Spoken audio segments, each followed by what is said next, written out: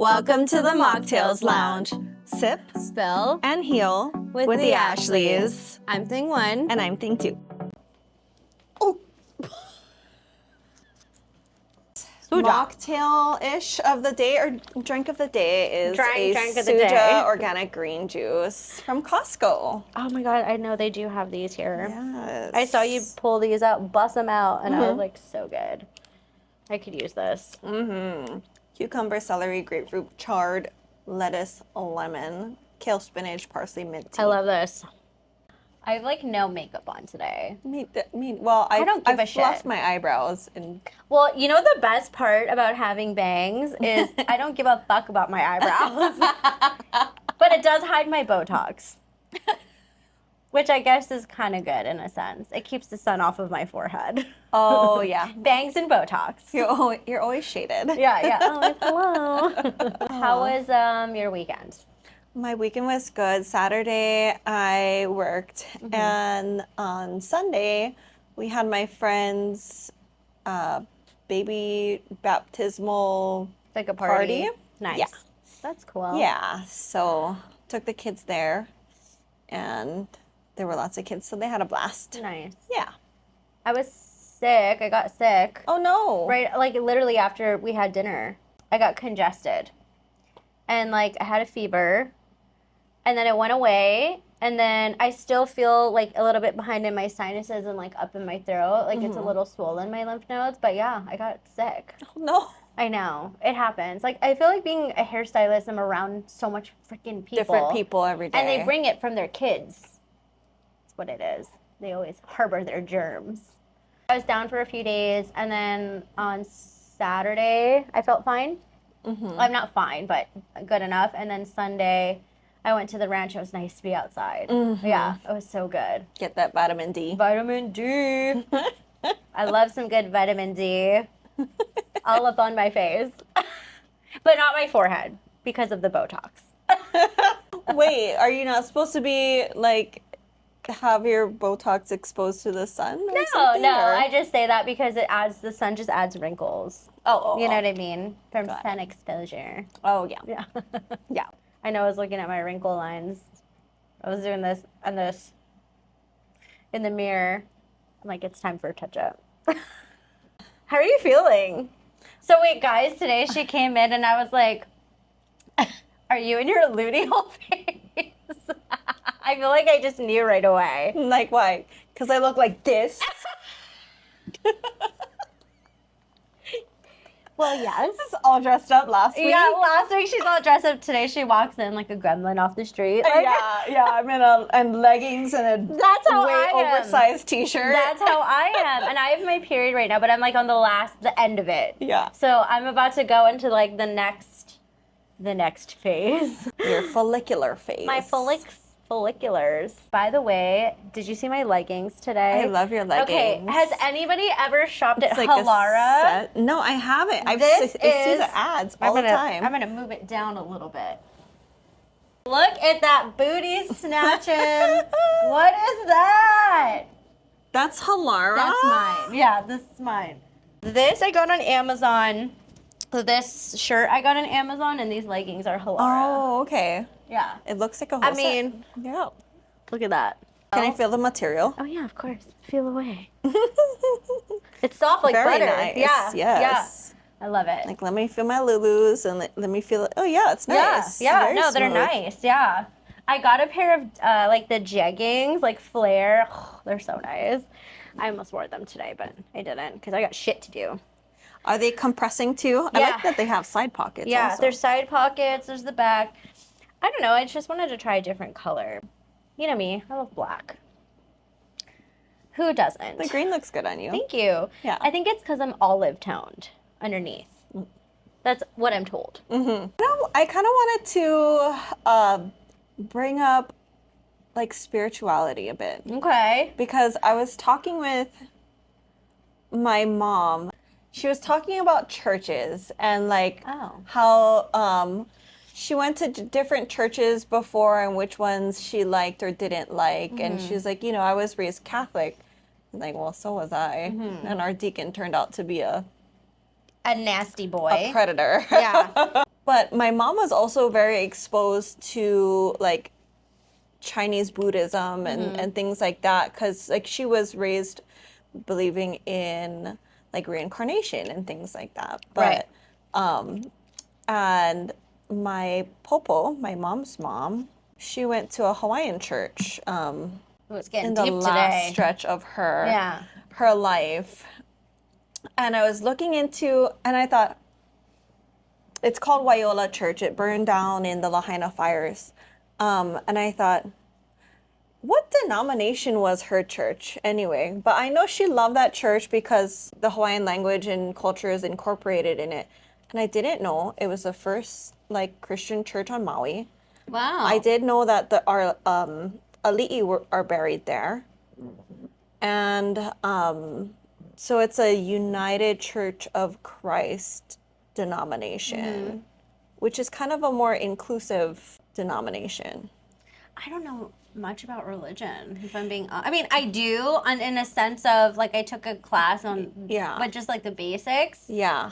I don't really know all the different it was like, it's tiers. It's, like, associated with the Protestant denomination. Like, back in the day, there's all these denominations because some of which were because different kings in Europe didn't like certain rules, such as you couldn't get divorced. Okay. So, like, they'd create their own denomination and... Sounds about right. Yeah.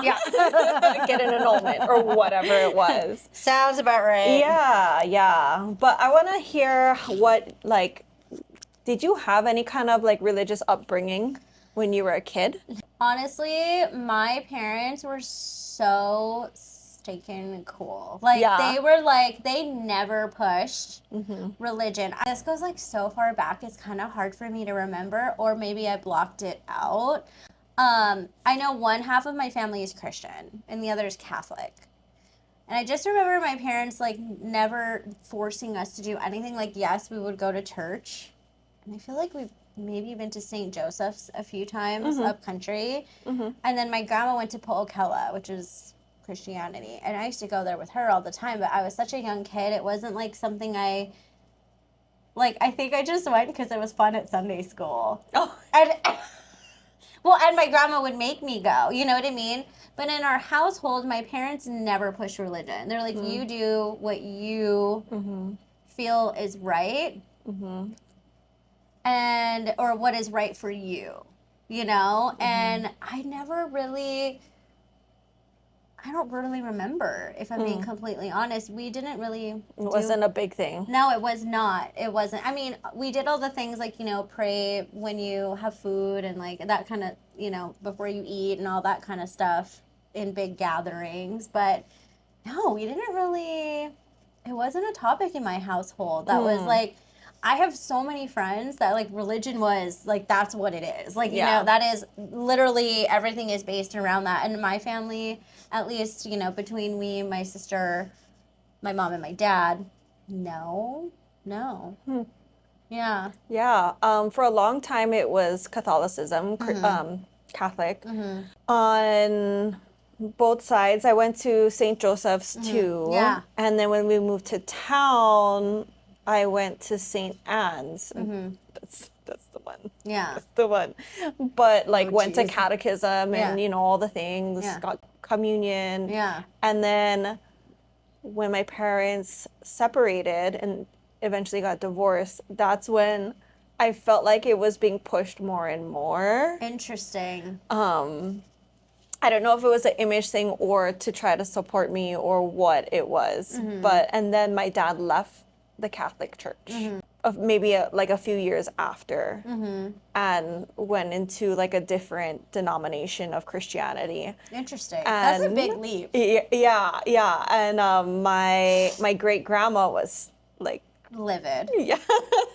Shame on you. Shame on you. Shame on your cow. Shame on everything. So he tried out a few different like non-Catholic churches and landed at kind of a, what do you call it? Culty. I think it's called like a Pentecostal type of Christianity I church. don't know, or I don't remember any like of these differences. Okay. Okay, like I have like you treat me like I know nothing because honestly I can't tell the difference. Yeah, and I believe, and it's no disrespect. I don't know. I was always so curious, and like I took a religion history of world religions. So did I, but that was so freaking long ago, Yeah. and I decided I don't like any of these. Like, I was still in my phase of I'm an atheist, like fuck everything. That's when my dad passed away, and I was like, we just die, and then we become bug food, and we grow a plant out of us. That's how I felt for years and years and years. We just die. We just die, and that's it. And not anymore.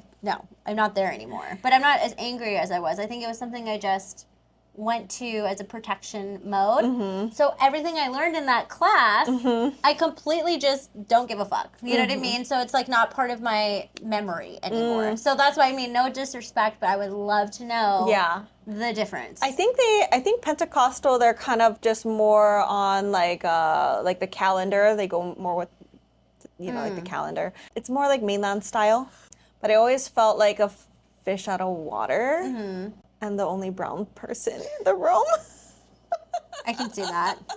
But I always found myself curious about other things. Okay. Even from when I was 10 years old, I was curious about crystals and astrology. Yeah. Like. Okay, that for me, it was like a given. Yeah. Like I would literally sit outside and like play with butterflies. Okay. And like the life circle basically is something I was always interested in. Like even like Lion King, Circle of Life. Oh, well that was my favorite movie. Like I was interested in that, like more nature kind of like how it goes through that. And it's like, okay, the metamorphosis of a caterpillar into, or like shit like that. I'm like, that's so interesting. Which kind of ties into like, oh my god, there's a butterfly outside. I just saw one in the mirror as I said that. Oh my god, that's so crazy. I always wondered like there's something else, you know what I mean? Like why we're here. I was more fascinated by life in general. So I couldn't get on board with religion all the way because I'm like, did one person do this? Like, look at all of these things and like things die, things evolve, like things adapt. Like this is okay. Dinosaurs are wiped out, man. Like what? You know what I mean? Like I would get into my head about these things, and be like, how does this even happen? And look, there's a butterfly again. Sorry, guys.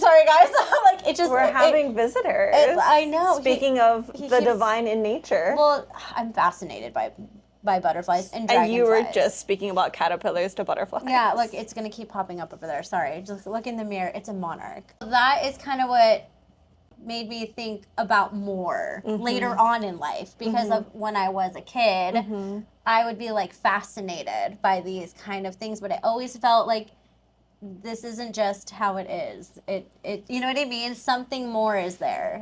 If I'm making any sense. Yeah. I don't know. Yeah. Talking out of my ass. No, that makes total sense. You can definitely see the divine and the abundance in nature. I mean, look at sunsets and sunrises. Yeah. One thing that's always fascinated me is like I don't have a green thumb at all, but look at when you plant a seed.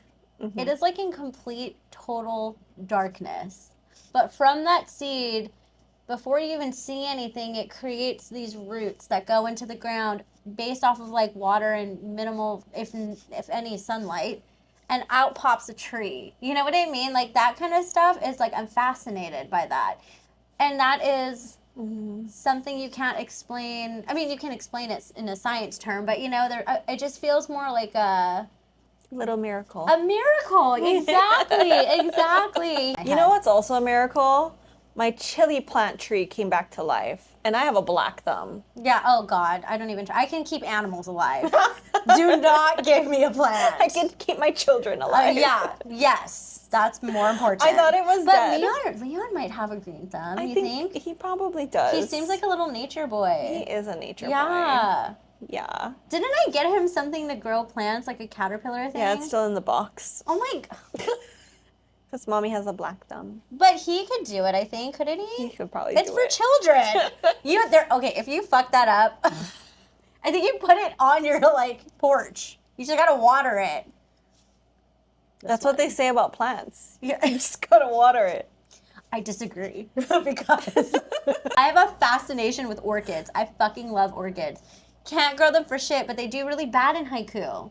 Oh. Because it's too wet. So orchids, you're not supposed to, I guess, water as much. I have like 10 orchid plants. People give them to me all the time. And you know who I take them to? Grandma Rosie. It's got to be a grandma. Yeah. Yes. But you remember in her garage, she has that shelf. There's like 20 orchids on there. And they're all, I'm sure half of them are mine. But she's brought every single one of them back to life because they do so well in Kula. Oh. Yeah. They're all alive. And I get some really nice orchids, like super pretty ones, because people know I love them, which I don't anymore. I like daisies now. They're easier to keep alive. EJ's mom loves orchids. Yeah, they're good in town. They're good in town, yeah. Yeah, she had a bunch of them. And when she moved to the Philippines, was very sad to let them go. You should have given her Grandma Rosie. Yeah. She loves them. She gave them to her other sisters. Oh, there you go. Yeah. When you were young, you were fascinated by crystals. Yeah. You know what's funny? Like, I always had a box of crystals. I remember friends who didn't understand what the heck. They're like, is that a box of rocks? Yeah. That's so crazy because I remember being younger and my parents got me this, it's like a geology set and you could grow your own crystals. That was like the coolest thing ever. It was like the shininess and I don't know, it looked like amethyst or something like that, but I'm sure it was something else. What else did you have? I think I mentioned this on a previous podcast, but I liked going into the school library at my high school and in like the Asian Eastern section and reading about like Gandhi and the Dalai Lama and Buddhism and things like that and just being curious like what is it about? You know? The pivotal moment was I was about 19 and I was being exposed to different ways of spirituality and you know, just through books and other friends and whatnot. That's also when I started yoga and meditation, like getting really heavy into it. And, you know, that's not necessarily a religion, but you can find spirit and connect to spirit through those modalities. You know, I learned a lot of lessons on the mat. But I remember when I, like, denounced my religion. How fun was that? Rebel. My dad was not. Anarchy. My dad was not happy, but I already had a response to his opposition. Well, Dad, remember when you left the Catholic Church? Yeah. Same thing. Yeah. I told my mom this morning when we were having this conversation, I'm like, yeah, organized religion is not for me. I'm a panentheist. And she's like, what's that? A what? Yeah. A pantheist? You gotta read this book. Yeah. It's called Holy Rascals. Okay. By Rabbi Rami Shapiro. He's a Zen. And he's Jewish. Yeah, but he's a Zen Jew. Yeah. Like he studied. I was gonna bring up Jewish because I kind of been like getting a little into Kabbalah. Oh. Yeah. Okay. Have you heard of Kabbalah? I've heard the term, but I have no idea. So I don't want to speak on it too much here because I'm like don't really know a lot, but it's like pre-religion basically. Like all of the things. Okay, so for me, I started getting into things like the Kybalion. Have you heard of that? It's like what I was telling you about, like the law of polarity, where like the seven hermetic principles, and this is like pre-religion. So it's basically a lot of religions come from these types of beliefs, right? Yeah. And so Kabbalah is mythology and things. I think it's Jewish in a sense, but it's like pre-Jewish. It's not like what you see, like going to mosque and all of that stuff, I guess. Is that what it's called? See, I don't know anything about any religion, but Madonna does Kabbalah and she's been doing it for a long time. And I didn't know that. And Jay Shetty, here's a really good episode to listen to. So Jay Shetty, who is a monk, interviews Madonna. Her first interview in like, I want to say 20 years. That's an epic pairing. It was really good. And she's been doing Kabbalah like since she was like 19. There's another guy named David Guillaume. He is the creator of Mary Ruth Organics. Oh. Him and his wife, Mary Ruth, or ex-wife, he does Kabbalah. And so I started looking at all of these, like, different, like, people who do it. And it's all people, like, I kind of admire in a sense. And I'm like, interesting. It goes back to these, like, books that are, like, translated. And they're still translating them. Like, it goes beyond of what we can even understand. Yeah. Like, that's what I love. Like, it's like everything is on you, basically. You know what I mean? It also goes hand in hand with, like, Neville Goddard and manifestations and the law of assumption and believing and then seeing, like, things like that. So all of this kind of ties together. And the more you practice looking at life this way, your attitude starts to change, but it has, like, Jewish kind of ties. Yeah. See, I'm so new at this. It's something I'm just kind of looking into, and we don't really have a place here that teaches that. So in places like California, they have, like, the Kabbalah Center, and I think there's one place in Kihei that you can go to, but it's more Jewish. It's not like just Kabbalah teachings. And it's basically tells you how our soul is here for a set purpose, and we're sent here with different tikkuns. And tikkuns are things that we need to, like, there's little pods we need to break through to get to the next step. But it all stems around, like, forgiveness, like A Course in Miracles. Like, everything ties in, and I feel like it's all in this. It's like forgiveness, compassion, empathy, a return to love, which is more A Course in Miracles. Please watch that interview, because Jay Shetty and Madonna, like, the way that she talks about her life and a lot of things, it almost makes you want to see what this is about. It makes you curious. It makes you curious because this has, like, paved the way. It was the first liquid vitamin. Like, all of this stuff, like, these downloads come to you when you come back to yourself. You know what I mean? And that's what she was saying. Like, it's Madonna. Like, it's like, also David Guillaume, you should check out his page. Just listen to some of the things he says. He has some really good messages. Like, whenever you're feeling really bad, like, he helps you to bring back to yourself. I think that it's something worth looking into, but I see it gaining more popularity, and I can see why, because it puts you back in the seat of power with your life, you know? And you do pray, but it's like praying in another way. So it's not like praying to a God to, like, save you. It's kind of like how we pray now, where it's like, help me to come up with the answers, you know, yes, that I can do, not I need this, I need that. It's more like, how can I step into the person that can receive something like this? Yeah. You know what I mean? Like, it's interesting. I think you would like it. Yeah. And it's very inclusive. David Guillaume has said that you can use this as a tool with Christianity, as a tool with Catholicism. You can use this along with religion. You know what I mean? Not everybody's receptive to it, but it is like an extra tool. You know what I mean? So there are people who dive more into their faith by doing Kabbalah. It would be cooler to have, different things. Like a Kabbalah center. Yeah, it's hard on Melly. You know what I mean? Like different communities. Because I think that's a really big attraction to like different organized religions is the community that comes along with it. Yeah. And especially post-COVID shutdown. Oh God, I know. Where we're all like kind of, reconnecting again. Going back to what I was telling my mom, I'm like, I'm a panentheist. She's like, what the fuck is that? Pantheist.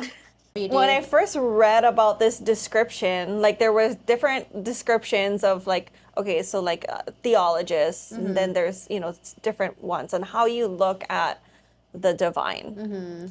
And so I picked out, I'm like, oh, that's the one that I resonate with. Yeah. And it's basically the divine is you, it's me, it's all creations, and it's all around us, and it expands all space and time. Yeah. And then we're all one. And my mom's like, you're like your popo. Yeah. She used to, instead of saying God, she would say the divine creator. Yeah. That's what they call it in Kabbalah, creator. Yeah. That's what he says, the creator. That's so interesting. So crazy he's a divine creator, because that's what he says. Wow. So maybe you should. And I don't think Popo knew anything about Kabbalah. No, it's crazy cool. That's awesome. Yeah, so you gotta check it out. Okay.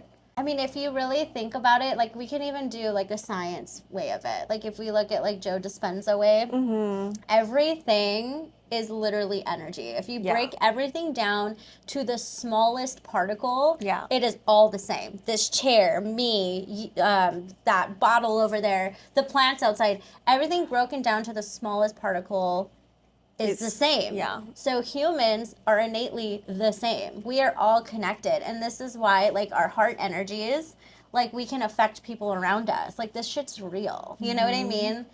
I mean, you walked in and I already knew where you were at. That's how connected we are, though. Pretty crazy how that works. And that's what it, you know, that's another thing I like to look at. So I wouldn't call it a religion, but it's a way of helping me feel like I have a bigger purpose. I just started listening to Breaking the Habit of Being Yourself by Joe Dispenza, speaking of which. So good. I can't listen to it. I tried. I love Joe Dispenza. Yeah. I can, like, crack out on his stuff. Yeah. But it is hard to listen and do things. Yeah, I'm washing dishes, listening, and then my mind, like, starts, like, you ever, when you hear something and then you're like, oh, yeah, you have a thought come up, like, oh, yeah, I remember this, and then my mind, all of a sudden it's, like, too I'm like, far wait gone. a minute, I think I just missed, like, the last, like, minute. I gotta go back. His books are so dense. Like, his books are not fluffy. No. Oh, no. It's not at all. Yeah. But I like that. Yes. So here is something you can do that kind of, like, gets your foot in the door with him. So he does interviews, right? He has interviews with this guy called Lewis Howes. Oh, love him. Love him. So he's interviewed him, like, 4 times. And they're, like, 2-hour interviews. But he does talk a lot about a lot of things that are in his books. And I would listen to those interviews as well because he's always being called back. So he does really great interviews, like really great interviews on YouTube for sure. I love Lewis Howes. Love him. Yeah, and he's cute. I really liked his book, The Mask of Masculinity. I need to read that. I've never read any of his stuff. He has a money one out now. Okay, yeah, that's a really good one. I mean, I feel like all men should read it, but women too, to help kind of understand how certain men operate. Yeah, so different from us. Yeah. We could have let's have our next podcast on men, maybe. Should we have a man on here? Who should we bring? Who's that gonna be? Yeah. My therapist? No. Oh my God. No, he's off island. You should ask him if we could do an interview with him. I just had therapy yesterday and I love her. So I think we should start bringing some guests on here. Essential oil of the day is transformation. Oh, good. I need that. Tell me what you think it smells like. What do I do with it too? Just rub and smell. Frankincense? Peppermint, spearmint. Smells like mint chocolate to me. No. I smell mint. Smells like mint. Is there a lang lang in here? Lemon, peppermint, royal Hawaiian sandalwood. Okay. Clary oil, sacred frankincense, Idaho blue spruce, frankincense for cardamom, ocotea, and palo santo. I think that cardamom is where I'm getting like the chocolate smell from. I feel like you can put this on any chakra that you want to transform. So for me, I think I want to put it on my throat. solar plexus. Put it on my throat. My belly. My heart. Your heart. My boobies. Transform your boobies. Transform my boobs. The card of the day, ladies and gents. Oh, it's good to feel good. Yes. It really is, y'all. All right, thanks for stopping by. Please like and subscribe. We love you. See you next week. Please like and subscribe to stay tuned for more episodes from the Mocktales Lounge.